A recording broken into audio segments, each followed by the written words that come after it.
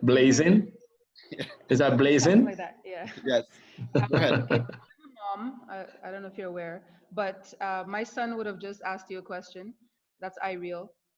I think as a mom to an athlete, I find social media to be a huge distraction, right? Not just from the football, but just from life in general. Like simple instructions will get skewed because social media is confusing, right? So my question, I'll just read out what I wrote. First, I said, "Hi, Dwight. It's nice to have you. What do you think about social media and its impact on player development? Do you think you would have made it to the highest level with the distraction of social media? And how would you speak to the youth about it?" Yeah, a very, very good question, really. I mean, we had different ways of socializing back home back in the days. We didn't have mobile phones, but we definitely knew how to meet on the block, meet in the park, because that's the way we were going to see our friends. So there was different ways of socializing. And I think we are now in the 21st century, and social media is such a big part of everyone's life, with the cell phone, and obviously, for instance, the Zoom call that we are on now. Back in the days, that was never existed. So you got to be very careful. I mean, at the end of the day, I think that we have to embrace social media. That's just how it is gone, and I think that's something that you have to try and get the balance right. And social media does play a part. Some of the kids, you often hear now that social media is part of the reason why some young boys and girls back home does not want to be involved in sports, because they spend so many times indoors and on the phone and not going outside and participating with sports, or want to go running or play football in the park. Back in the days, that's what we did. That was the only way we could have interact with our friends, by going in the park and meeting on the street or the corner of the streets to socialize. Now it's a different way of just the text and the computer games and all that kind of stuff, because I simply couldn't afford it. So I feel that the social media part of it now is something that we have to embrace. Now is how we go about doing it is important, and how much time that you spend on social media. As I said earlier on in the conversation, I wanted to be different. I could have easily hang out on the block. I could have easily, go back home late. I could have easily got involved in drugs.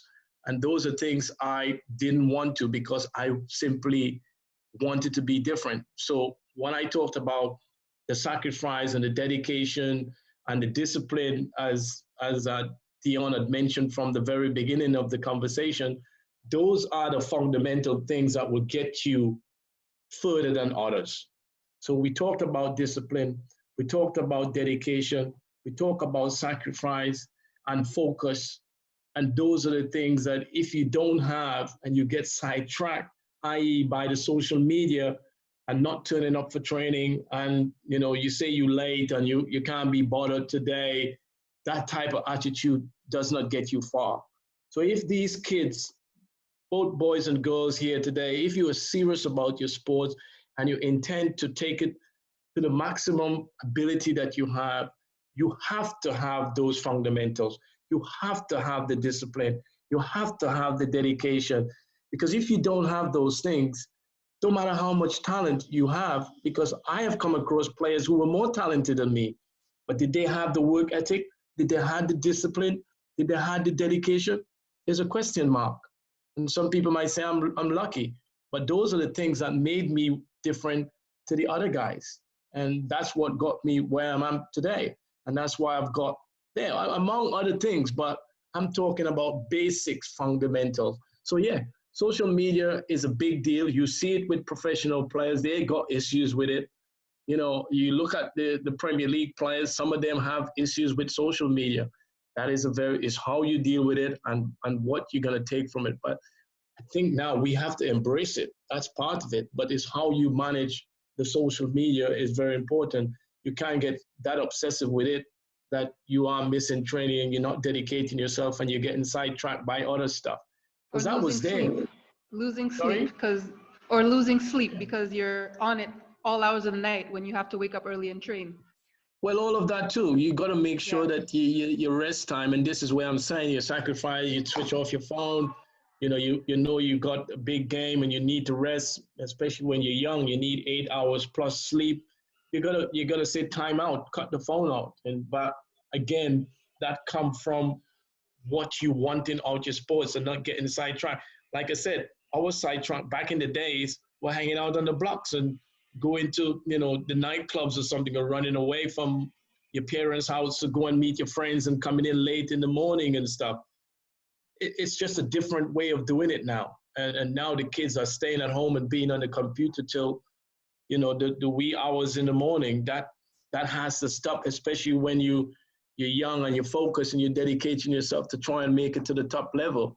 And listen, senior players or professional players have the same problem because it's a new way of life. But you got to know how to manage it. So it's very important that, as I said, it comes down to the discipline and your organization of what you want out of what you're trying to achieve. And you got to know when there is a cutoff time. For some of these kids, I never drank any alcohol until I was 21. I tried a Carib at a very young age, and I was caught drinking a Carib. I wasn't proud of it. And then after that time, I said, no, that's it. That's it. I've never smoked in my life. And so those are things I could have easily got sidetracked when I was growing up, and I refused. As I said, I'm sure you're probably my age or even older than me, or maybe just younger than me. I'm not sure. But that was the in thing back in the days, and you could have easily get caught up in it. But I refused not to because I was focused on being different in the group. All right, Dwight, thanks a lot. We're going to shift over to Carissa Cohen. She is a member of the under-20 women's team. Carissa, go ahead with your question for Dwight. Hi, my question is, as a young player, what used to motivate you when you felt like giving up? Yeah, I guess another good question. It depends on what you want. I mean, what you want out of the sports, what you're trying to achieve. I mean, I don't know how old you are. You seem very mature. You said under 20, so you must be 18 or something like that. I am 14 years of age. You're 14? Yeah. Okay, great. So you have the world in front of you, and it's down to you what you want. I mean, if you see football as your future going forward, the woman game is obviously improving, and there is a future there for women football now, like you see in America and in England and other countries, Germany. They're very huge on football back in those countries. So it down to you. I think you will get a feel. 14, 15, 16, those are the ages that you think, yeah, you kind of have a sense whether, football is for you or not. You don't want to be in a position where you're not enjoying playing the sports. And if you don't see yourself or the future in football, or you don't see that you want to carry on playing professional football, or you don't want to get to that level, then that's a decision you have to make. And you will, talk to the people who in and around you, and your coaches will say whether you have the talent and the capabilities or the work ethic, like I mentioned,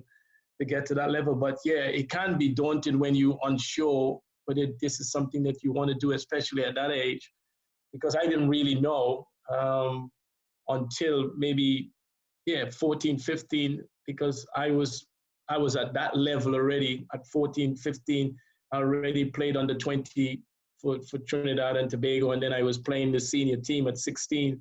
So I knew football was the only thing I was going to head in that direction for me. So my decision was very different to yours at the moment, because I was already making so much progress in football. So again, it's a difficult one. At 14, I still think that you have a lot of time to make that decision, but you don't want to be giving up at this stage. You want to make sure and give yourself every opportunity, and to make sure that by doing that, then that gives you, that tells you as a person whether you're good enough to carry on to get to the professional level, or you need to divert and do something else. But you're still at that young age, so I think that you still have time. All right, very good. We move on to Faith Alexander. Faith, go ahead with your question for Dwight. Hi, for your debut, yeah, for Man U, against Crystal Palace, what mentality you had when you stepped up? My debut. Oh, all right. But you know what? Someone remind me of that. I think it was Sean, didn't you? You tell me my debut or Yeah. who I scored my first goal or something. I couldn't even remember. It's been that long. I didn't know my debut against Crystal Palace. I remember again, when I look back at football, now I've been playing football for such a long time. And that was again in probably 1990 when I made my debut against Crystal Palace. But came off as a substitute. I was on the substitute bench. Back in the days, there was only 2 substitutes and a goalkeeper. So there's only 3 of us back then. So I was only 18 or something like that, 17, 18 maybe. When I went to Crystal Palace again, it was a proud moment for me because, getting in at that age shows that the progress I was making, and to get a substitute place at the time, and then obviously getting the chance to come on the football pitch, I knew then that I was heading in the right direction. That was a huge moment and a proud moment for me making my debut. You ask any kid, that's the ultimate. 1, being a professional or getting a professional contract, and 2 is when you make your debut for the senior team. So that's always going to be a very memorable moment in my career, or something that I'll remember for the rest of my life. All right, Dwight. That as well. I want to move over to Clayton Morris. Clayton has a very interesting question for you. Clayton, the floor is yours. Yes, Kev.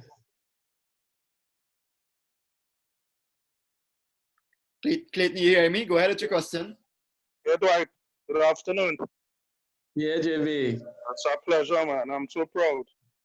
Same here. Question I want to ask, because I was on an online course this week, and the question came up: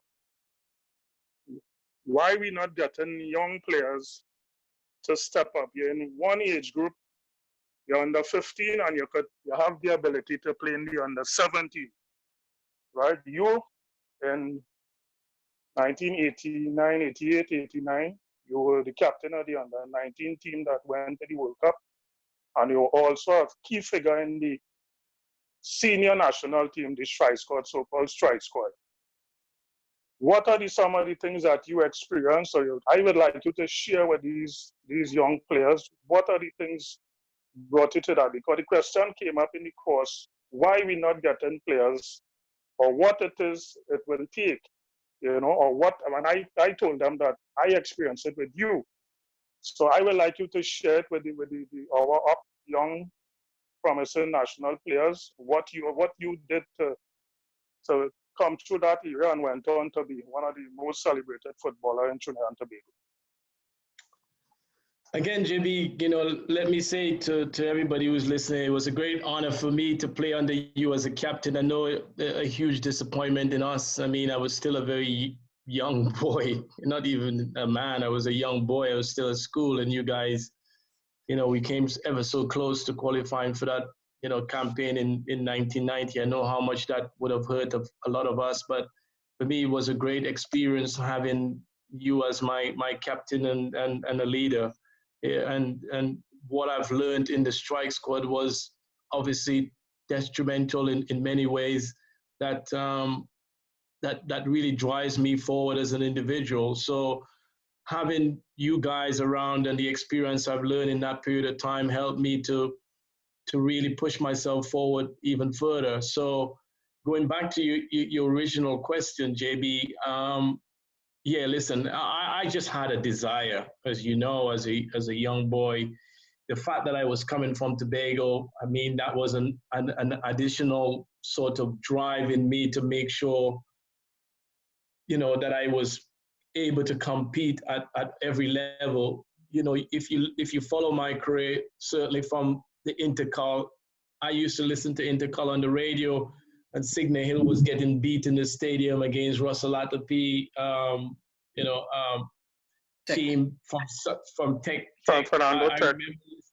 San Fernando Tech. I remember listening to that as a young boy on the radio and cringing and trying to get Signal Hill to win, and San Fernando Tech beating us. So all that because I was so obsessed with football then. So I knew when I went to Signal Hill as a kid there and playing under Bertie Sinclair, and of course Bertie Sinclair was the forefront of that same team that got defeated against San Fernando Tech.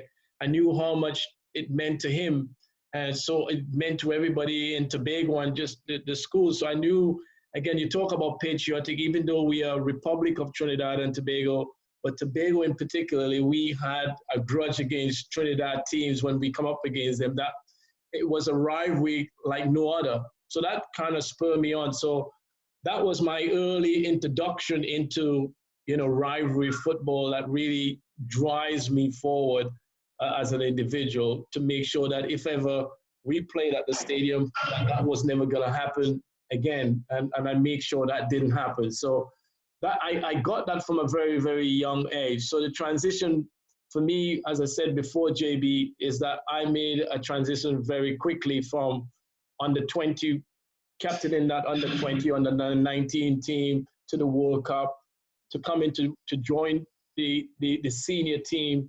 Again, I was 16, 17, and 16. 16. You guys were men. You were 27 and 28 and 29 and 30. So I come up to a real, sort of tough times in the football, and you had to kind of man up. If you didn't man up, I wasn't going to make the grade. So that was the difference. I mean, football today, what we see now is nothing like back in the days. I think you can vouch for that, JB. The football now, we play the sport because we love the sports. We know what it means, the villages, what representing your village or your state that you come from. It meant a lot to you.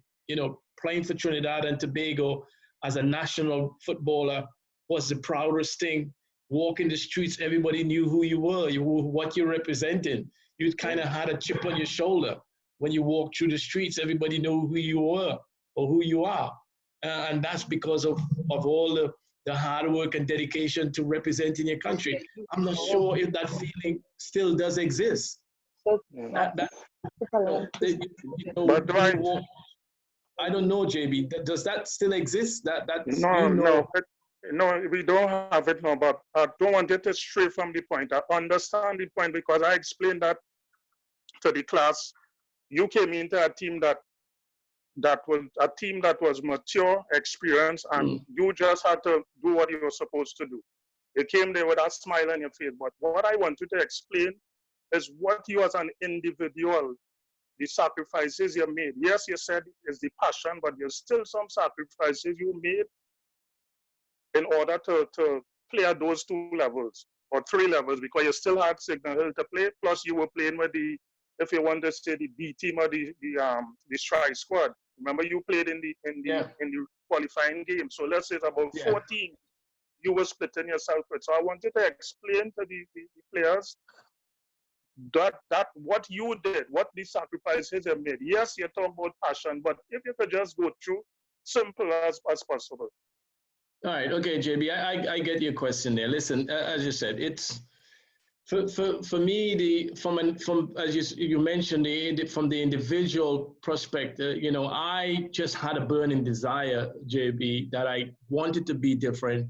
I see this sport, this football was my way out. I came from a very poor family. I'm not ashamed to say it. We were very poor. We live in a 2-bedroom house with 9 of us. I wanted to be the difference. I wanted to make changes. And I saw football as the avenue to get out. And I was prepared to run through a brick wall of getting it. Like I said, the sacrifices I made, I didn't get involved in drinking and, all that nightclub and all that kind of stuff at an early age. So I was focused, I was driven by the fact that I wanted to be the first footballer to make it at an international level like no other player has been. And so having that desire from a very young age, and having Bertie Sinclair, again, who was a big part of my development from a very young age, having him as a father figure, so to speak, had helped me along the way. But yeah, it was purely down to going back, down to that sacrifice, dedication, focus, and working extremely hard. I even to this day, JP, as you know, I keep myself really in a very healthy, fit condition. Yeah, and that's something that I feel that was a big changing factor, because and you know of all people how much talent we had in that country, in our country. We had talent upon talent. People even to this day look back and think, how the hell they haven't made it to that level? And it comes down to one thing. It's that determination, that sacrifice, that focus, that willingness to go beyond the limit that no other person has been able to do to get to where you want to do. And sometimes you have to push down the doors. And even though if you get knocked back a couple of times, you still got to go knocking on that door until you get through. And that's what I did. Of course, I had a little bit of luck along the way, JB. I did. No two ways about that. But I make the most of it. I didn't leave anything behind. I didn't look back and think, God, should I have done this? Should I not have gone here? Should I not have drank? Should I not have? So I eradicate all of those things. I didn't want to leave anything unturned, and I give myself every chance, every opportunity to make sure that when it comes to game, I was well prepared and ready to perform at the highest level.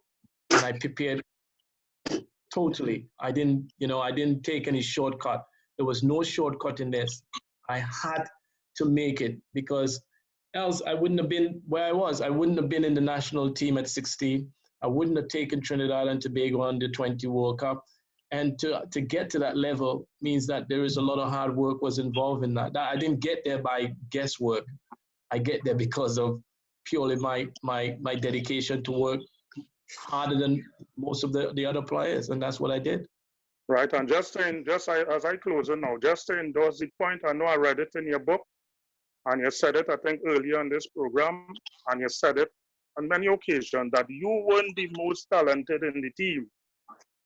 You weren't the most talented, but it's that extra effort and that desire. All right, so I want to wish you all the best and continue to keep the flag of Trinidad and Tobago flying. Thank you. Thanks, JP. And just so, JP, just to finish off on your question there, you're right. I wasn't the most talented. The most talented and gifted player in Trinidad and Tobago football I've been around was Russell Atapi. I mean, he's very successful. Obviously, my dearest friend.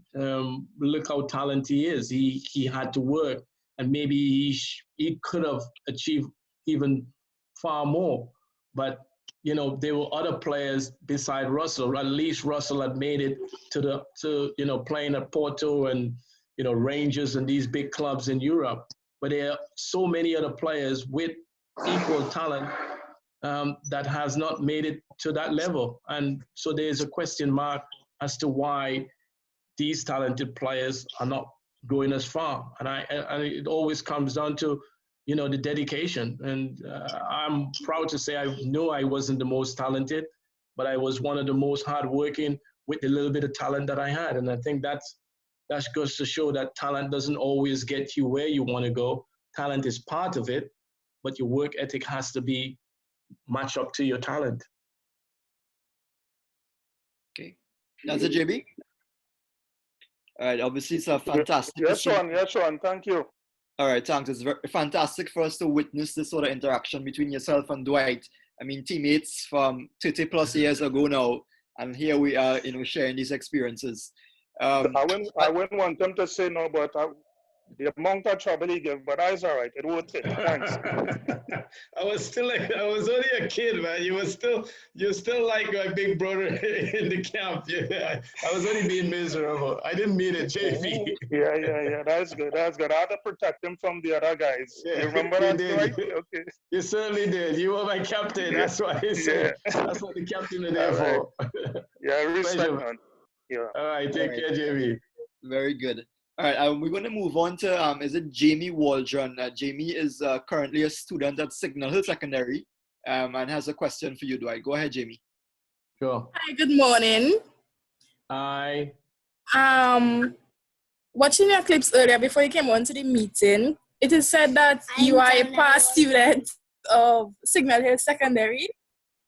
And I am also a student. Me and my sister is Jamie Warden, I'm Jamila Warden. We both play for the senior female football team for Signal Hill Secondary. And my question is when will the both male and female football teams have the opportunity for you to grace us with your presence, to have a one-on-one interaction with you? And being female footballers, we do not always get the attention that the boys have. My question is too, if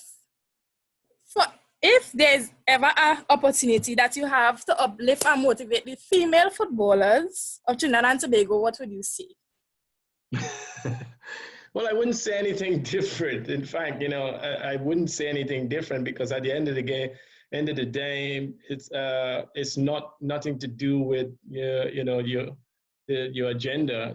As it's all about the game of football. So it would be the same approach if I were talking to the girls on the 20 team or the boys on the 17 teams. My approach will always be the same. I wouldn't separate the boys from the girls. At the end of the day, it's still a game of football. But I understand, women football has always been a bit of a struggle. They don't seem to get quite the same attention when it comes to football on the world stage. I think that's just part and parcel of it. But in terms of the approach to the game, it's still very much the same. It's no different.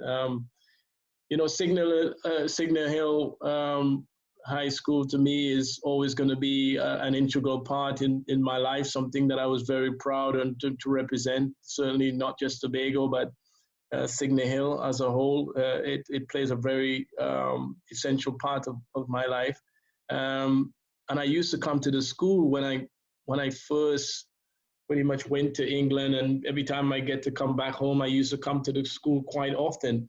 Now, I haven't been for a while, and for whatever reason, that hasn't sort of happened. But I intend to put that back in place. Something, again, I got involved with the tourism board back home, and that's something that I need to do, even from a personal point of view of coming into the school and addressing the school from time to time, because I do believe with my experience and what I've been through and what that school meant to me, it's important that I do come back and share some of my thoughts and try to inspire some of the boys and girls of that school.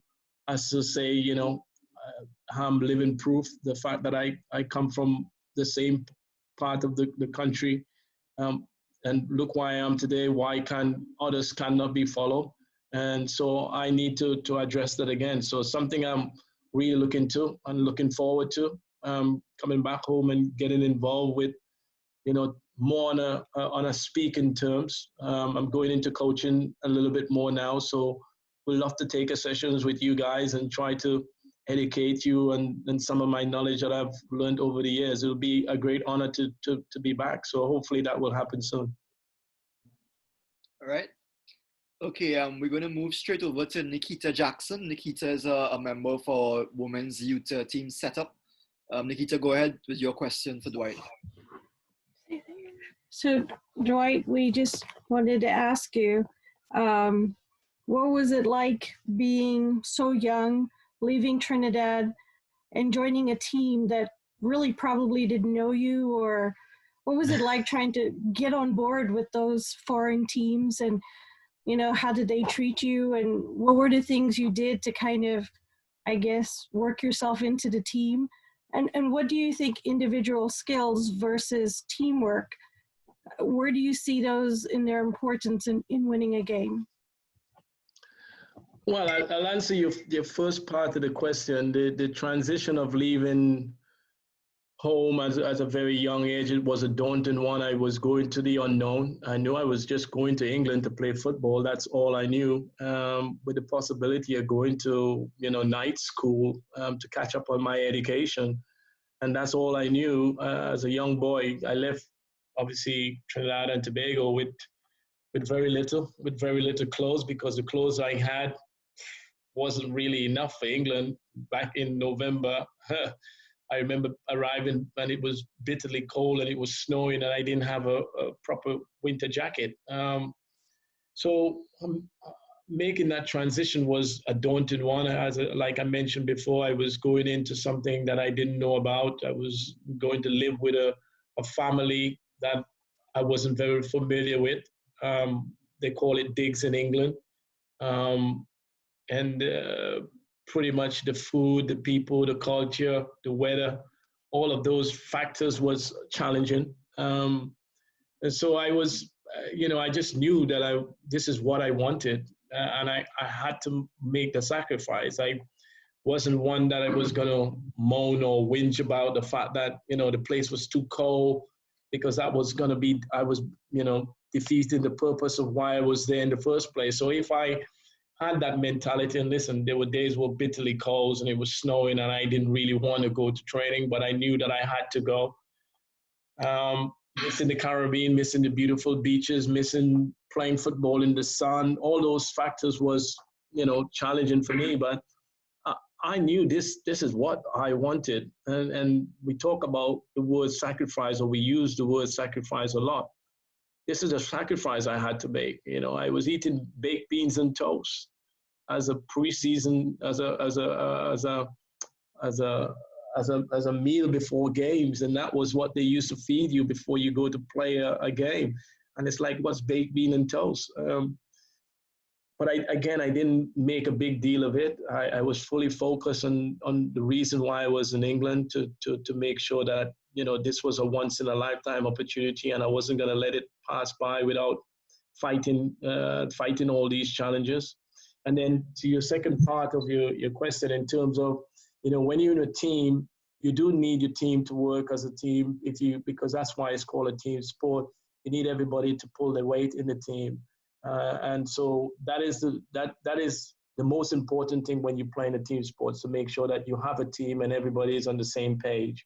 Now, from an individual point of view, is when you need a bit of individual. That within the team format or the team system, there is one or two exceptional players in the team that make your team a different team.